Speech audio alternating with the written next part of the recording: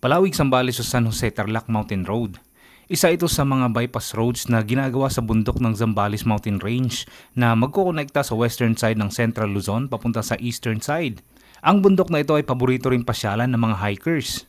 Ang Mount Tapulaw ay may taas na 2,044 meters above sea level. Ito ay minsay naging minahan ng chromite mineral na makikita rin ang bakas na ito sa sikat na Coto Mines sa babaan mismo ng bundok na ito. Halos 2 taon na ang nakalipas nung inakyat namin to ni Dominar pero hanggang sa dulo ng putol na sementong kalsada lang kami dahil masyadong malaking bato ang dadaanan sa rough road. Ang Mount Tapulaw ay isa rin sa pinakamahirap na inaakyat ng mga trail riders na magsisimula sa kilometer 6 hanggang sa kilometer 16. Isa rin ito sa mga pangarap kong rides kaya ngayon ay susubukan nating akyatin hanggang sa kilometer 5 ng bundok kung saan ito ang pinaka-beginner trail para sa mga trail riders. At katulad lang din ng aking usual na ginagawa, solo riding pa rin tayo dito. Samahan nyo ko muli sa isa na namang adventure sa Palawig Zambales to San Jose Tarlac Road na dadaan sa isa sa pinakamataas na bundok sa Luzon.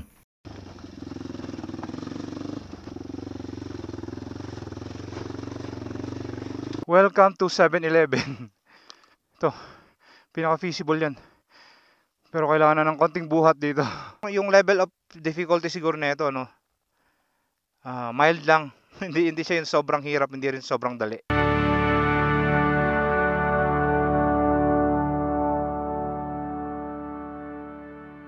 Alas 8 na ito ng umaga, diretso tayo ng Palawig. Daan muna tayo sa Botolan. Meron tayong sisiliping ilog din doon, katulad lang din ng ilog na to. Sobrang linaw ng tubig. Dapia River naman to mga brother. Paanan siya ng bundok. At dito sa taas na ito, merong falls dyan, tawag doon, nagbubutilya. Actually, yan ang dahilan kung bakit ako nandito. Kasi itong Dapia River na to, hindi na bago sa akin to. Nakailang beses na ako pumunta dito, kahit noon pa. Ayan, lapit-lapit lang mga brother. Yung likod lang na bundok na yan. Dapat yung pupunta natin. Naka-enduro naman tayo, mas madali sana tayong umakyat dyan. Kasi yun nga, i-require daw magkaroon ng guide. Well, kita na rin kasi ng mga mga lokal din yan. Pag-guide dito, yung trabaho nila. So, baka hindi na rin natin pupuntahan pero magtatanong pa rin ako dyan sa barangay. So yun, naligo na ako kagabi dito kasi ginabi na tayo pagdating dahil nga tagal mag-charge ng cellphone ko dun sa karinderya. Pero ang linaw ng tubig mula dito, kita-kita nyo, di ba? Sobrang linaw niyan. At merong isa pang falls pala na binabanggit ni na kuya. Sa likod lang ng bundok na to, meron daw falls dyan. Kaso medyo mahaba-haba yung lakaran. Isang oras. Ang totoo niyan, hindi rin naman ako prepare sa ganyan kasi naka-riding boots tayo. Hindi tayo makapaglakad ng ganong kahaba. Next time siguro babalikan natin yan. Pero mag-inquire na lang tayo doon para mailagay natin sa itinerary pagka babalik tayo dito sa Zambales. Parehong falls ay medyo negative sa ngayon. Pero mag-inquire na lang para mas maigi.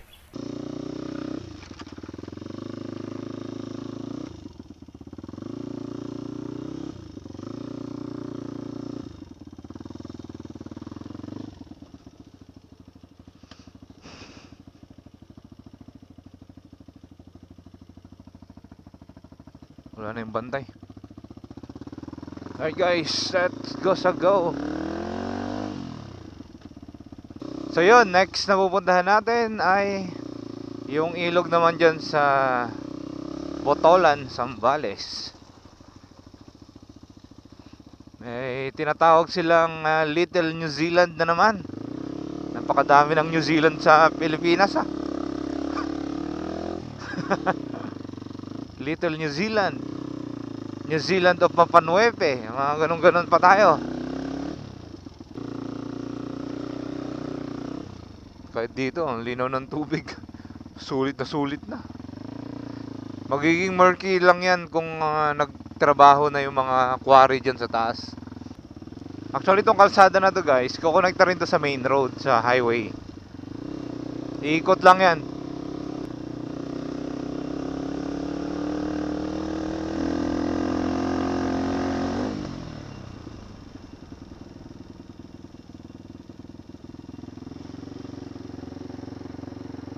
Bakit nasa sementeryo na tayo?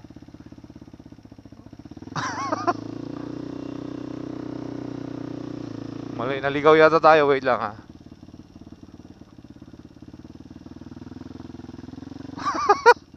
Sementeryo na to. Dapat sa kaliwa tayo. Ito yung pinaka-public cemetery ng Kabanggan eh. Dapat dyan tayo kumaliwa kanina. Ang ganda dito mga brother, oh. Holy moly. Mahogany.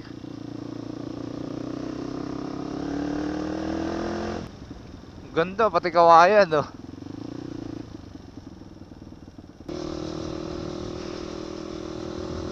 Off-road, okay. Off-road lang naman.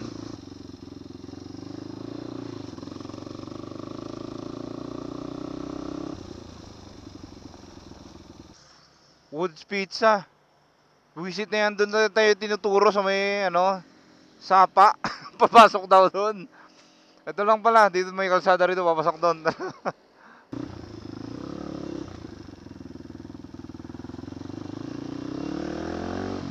Tsaka may kapihan din dito eh, kaya open naman yung gate.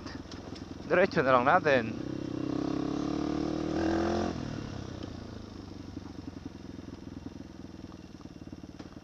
El Cuento. Ganda dito, ang daming punong kahoy, ang lalaki. Mahogany, tsaka mangga.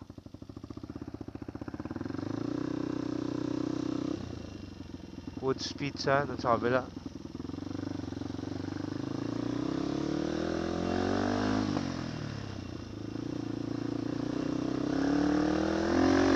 Sa tingin ko sarado to eh. Wala na yata to. Hindi na nag-ooperate to mga to. Wala na, kasi kita nyo, sira-sira yung bahay.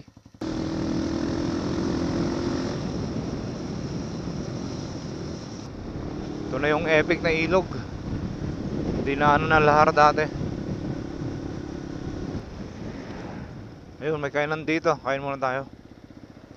Yung pupuntahan, yung sisilipin nating bagong sumisikat na ilog din dito sa Botolan. Malapit lang. Sa may unahan lang, may lilikuan lang tayo dyan. Bululong Baka. Solid yun ah. Parang hanggang bukas na yung busog nun.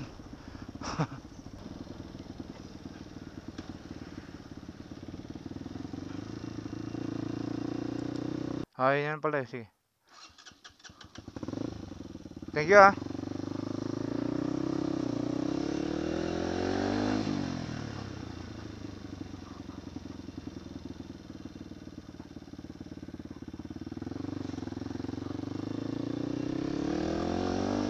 Ito yung New Zealand mga brother. Eto guys, ang New Zealand napakadami ng New Zealand kasi dito eh. May New Zealand ng Zambales sa Mapanueve eh. Tapos ito na naman, another New Zealand na naman. Hindi nang malaman kung ano pa talaga. Libre yata to eh. Wala namang nagbabantay dito.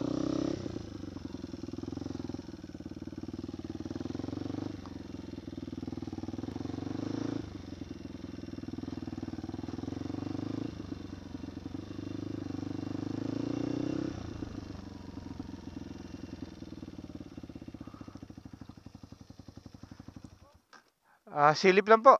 Relax lang ako dyan ng konti.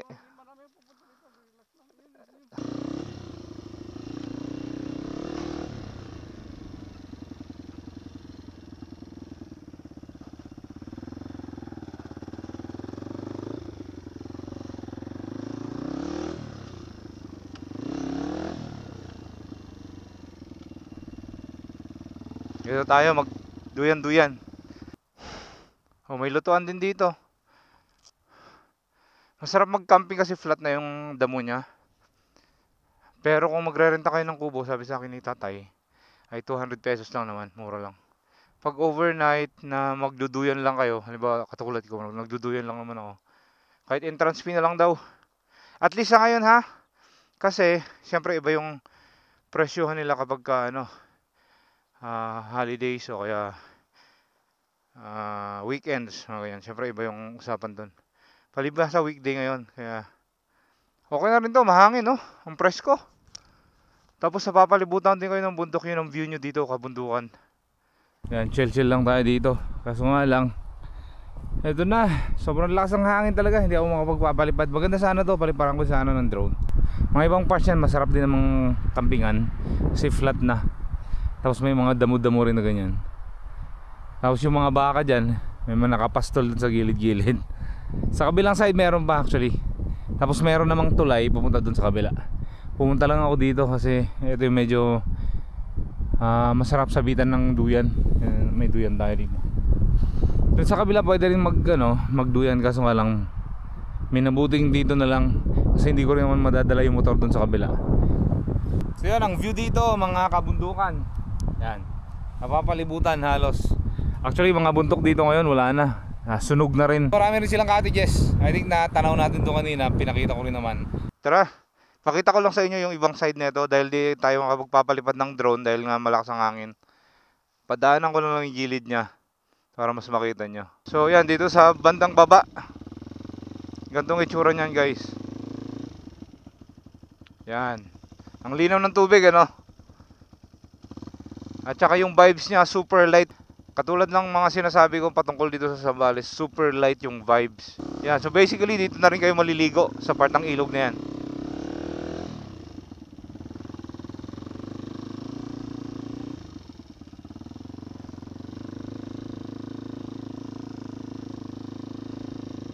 Yan, ito na yung mga kubo-kubo nila.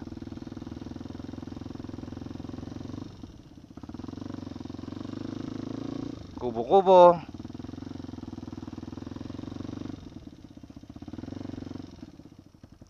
Yan, tapos doon sa kabila meron pa. Tapos yun yung tulay papunta doon sa kabila. Pero yung mga sasakyan nyo, iwan nyo doon sa taas. Kahit motor, baka kasi lumublob dito. Alam nyo naman, super tricky yan. Buhangin yan mga brother. New Zealand ng paudpod.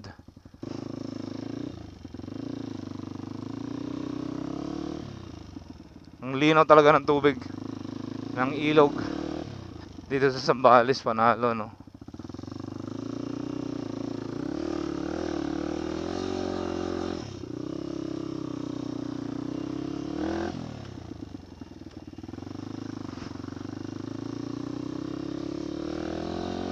Tanghaling tapat to, mainit na pati yung ihip ng hangin.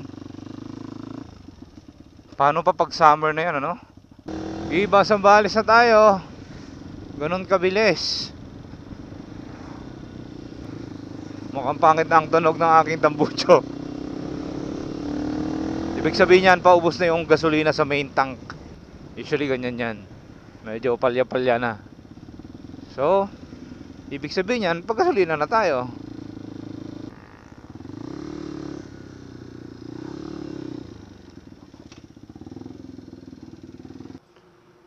Saktong 400. Saktuhin mo na, 400, sige. Yun. Full tank, saktong-sakto, 400 pesos.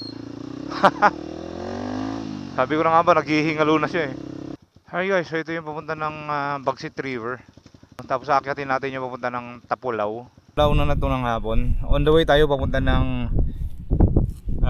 Tapulaw, Mount Tapulaw.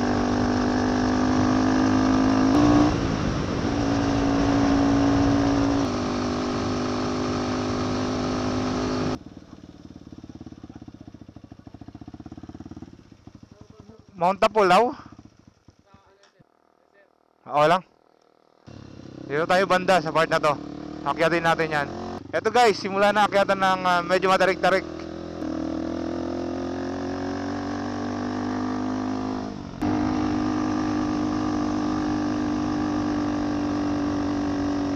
So imagine niyo na itong kalsada na to na ako konekta sa Tala Road sa may San Jose, Tarlac. Balang araw kung sakali mang maitutuloy. Ito mismo yun mga brother. Provision niya 2 lanes, may skirt. So yung mga ibang may motor doon sa baba, sa barangay, ay inaarkila rin ng mga ibang hikers para iakyat sila dito at least sa may dulo ng kalsada na to. Ito na.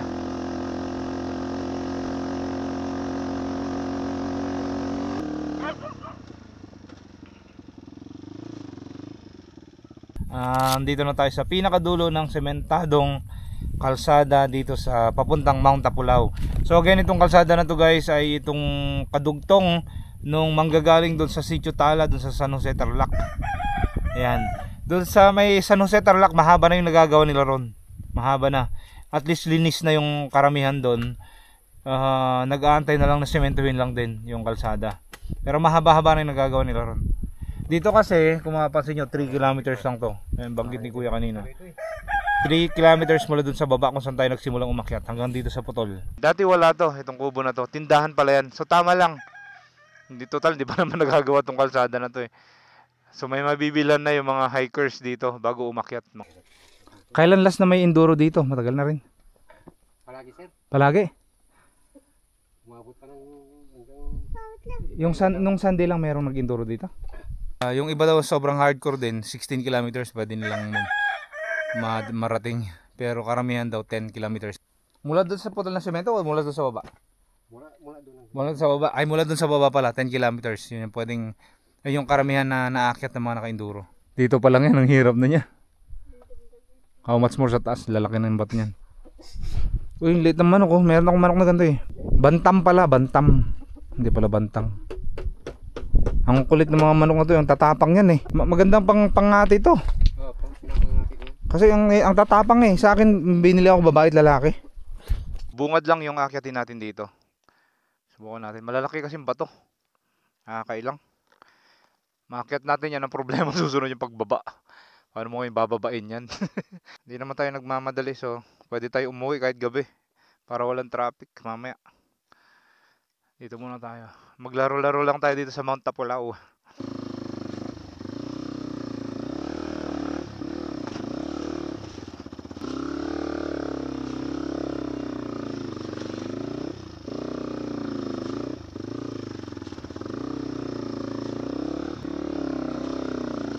Yeah.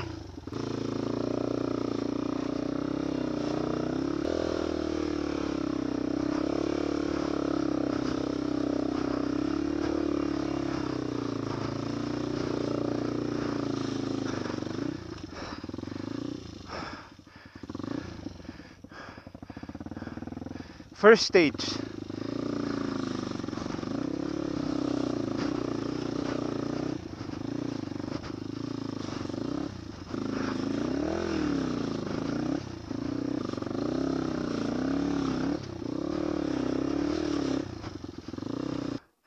Kaya naman, kaya.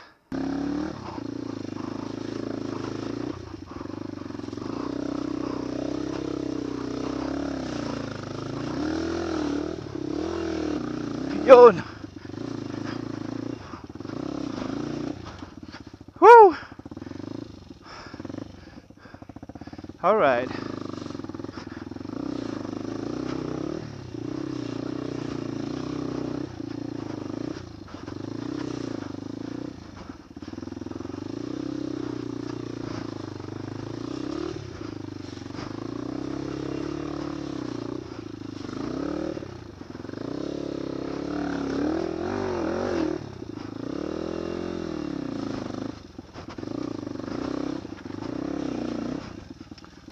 Woo.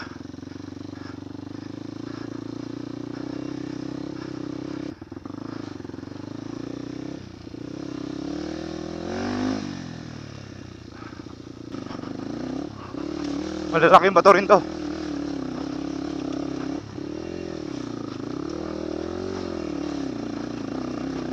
Yeah.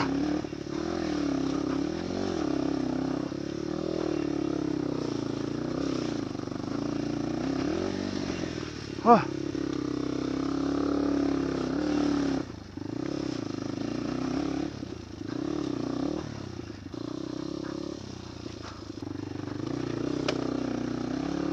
Yeah.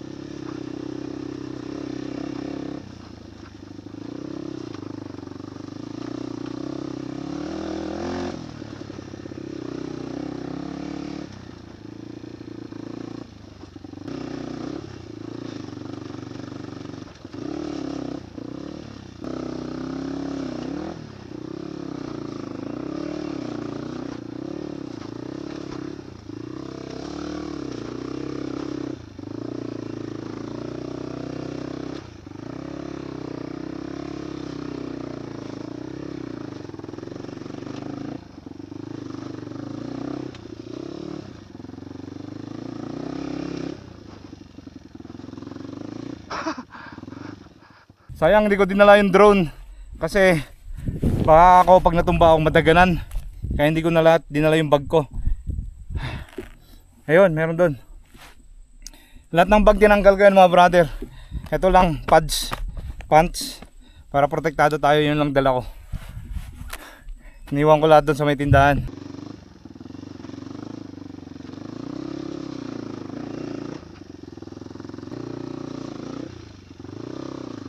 Mga rat na tayo dadaan dito.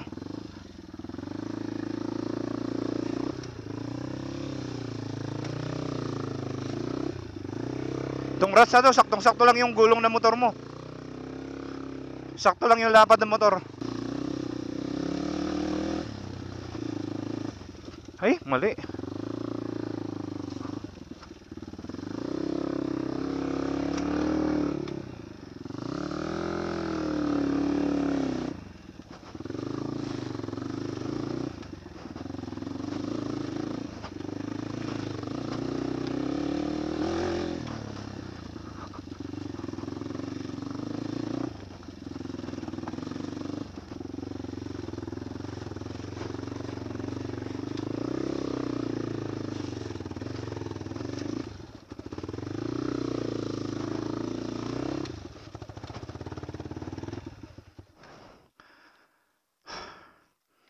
Wala, mainit. Wait lang. Pahinga muna tayo saglit. Medyo kipapansin nyo yung ano niya, yung clutch. Ayan o. Ibig sabihin sobrang init na nung ano, sobrang init na nung makina. Kasi wala tayong temperature sensor eh. Pag ganyan sobrang banat na yung clutch lever mo or yung clutch cable, mainit na yung makina niyan, saglit lang. Ito yung advantage dapat ng mga liquid cooled mga motor kasi mas mabilis bumaba yung temperature nila. Pero to, pahingayin lang natin saglit. Nakalayo na tayo actually. Malayo-layo na to narating natin. Alright guys, tuloy natin ng konti dyan. Ayan, yung, kita nyo yung gap dito sa clutch lever nya. Maiksi na lang yan, oh. Ganyan na lang. Kanina, sobrang lapad yan, parang ganyan yan, oh. Ayan, medyo okay na. Nakapagpahinga ng konti yung makina. Saglit lang naman, mga 7 minutes, 5 minutes. Pwede na, sabak ulit tayo.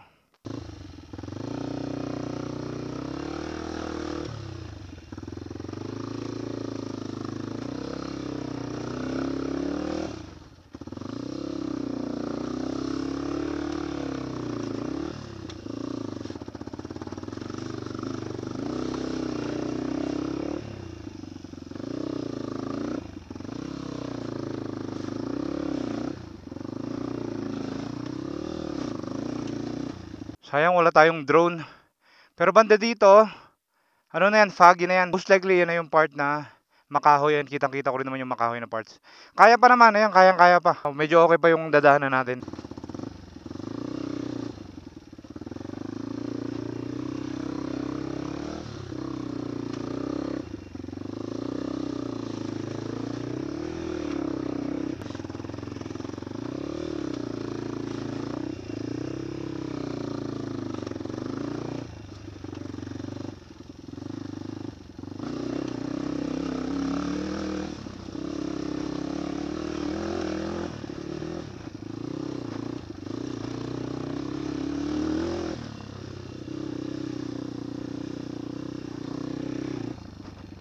Parang may bahay na dito. Alright guys, dito na tayo sa kilometer 5 ng Mount Tapulaw.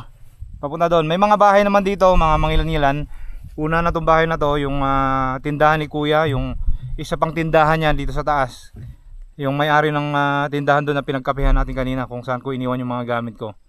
Yan, sa kanya rin tong tindahan na to. Tawag niya dito ay 7-Eleven. 7-Eleven ng Mount Tapulaw. Kilometer 5 to. Welcome to 7-Eleven.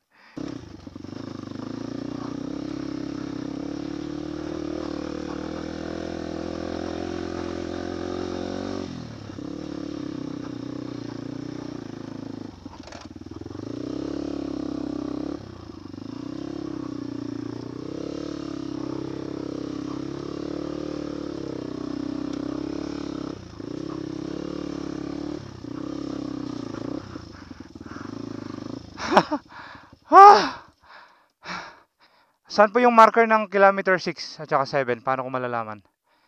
Ayan na, akala mo ulan na, fog pala.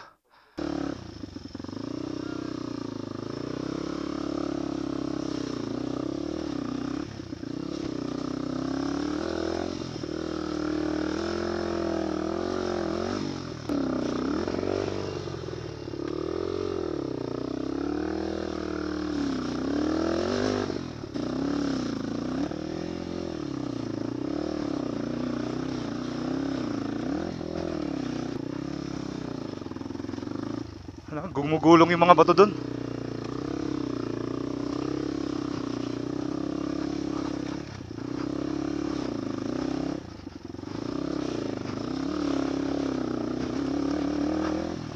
Ha.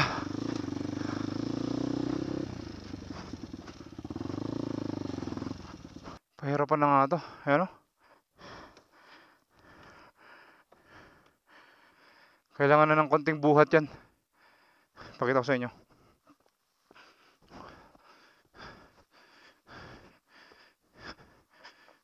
Yan. Ito. Pinaka-feasible yan. Pero kailangan na ng konting buhat dito. Pakyat, lalaki ng rat doon. Lalalim. Wala na. Kilometer 5 point something lang to. 5.2. Yun lang inaabot natin. Kailangan nyo ng kasama na maganyang kalalaking bato. Taas na nga natin, oh. Kapantay na natin sa kabilang bundok. Ito yung bahay ni nanay. Kailangan na ng konting buhat. Gulong ko pa pang dual sports. Nakaakyat tayo pero ang tanong, makakababa ba tayo na maayos? Yeah. Meron dito sa taas. Tingnan natin.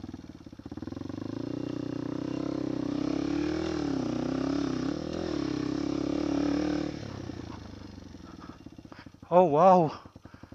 Wow, uy,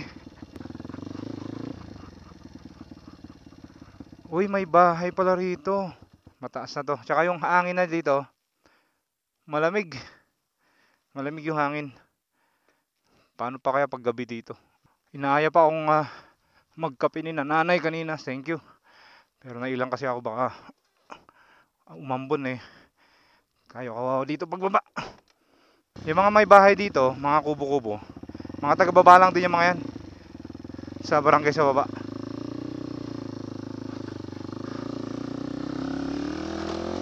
Anong meron dito?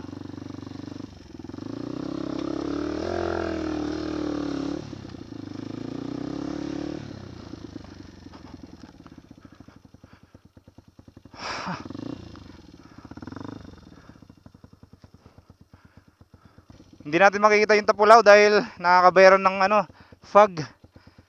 Nakakabayaran siya. At saka hindi yata mismo yan, sa likod pa ng bundok na yan nakikita natin na yan. Nalagyan na ng putik yung gulong ko. Dumudulas na sa mga bato.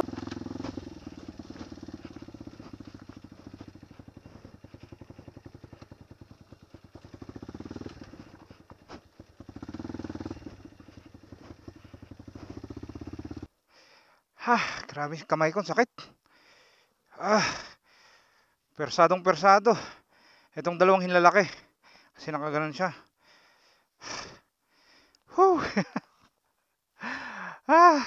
Literal, sakit ng katawan. Pero ang sarap. Ang sarap, brother. Mount Tapulaw it is. Mount Tapulaw is the name. At least kilometer 5 na tayo. Nung unang punta ko kasi dito, si Dominar yung gamit ko. Kaya hanggang dyan lang kami sa bungad. Pero syempre pinangarap ko rin na kahit paano masubukan yung Mount Tapulaw. Pero eto na nga. Eto na. Nabigyan na tayo ng pagkakataon gamit ang isang trail bike. Mabigat pa to Street legal siya. So maraming nakakabit dito na kadagdag sa bigat. At yung gulong natin, dual sports lang. May parts dito na ewan ko, mahirap bigyan kasi ng hustisya sa camera eh. Sa mga pro na, syempre hindi na mahirap para sa kanila to. Pero tayo mga bago-bago pa lang sa trail, although kaya yung level of difficulty siguro nito mild lang. hindi siya yung sobrang hirap, hindi rin sobrang dali. Tamang-tama lang siya.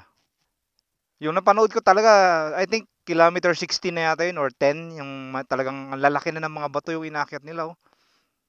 Kasi laki na ng tao. Binababa nila yung motor. ano na, may tagahatak sa dulo, sa likod. Meron naman tagasalo dun sa harap kasi wala pa, bulusok na talaga, ganun na talaga yung bato, bababay nila. Beginner trail ride lang kapag hanggang sa kilometer 5 dito sa Mount Tapulaw. Isa pa lang yung tumbaw ngayon, isa pa lang. Di yata na-record yung isa kasi parang nagpa-parking ako kanina.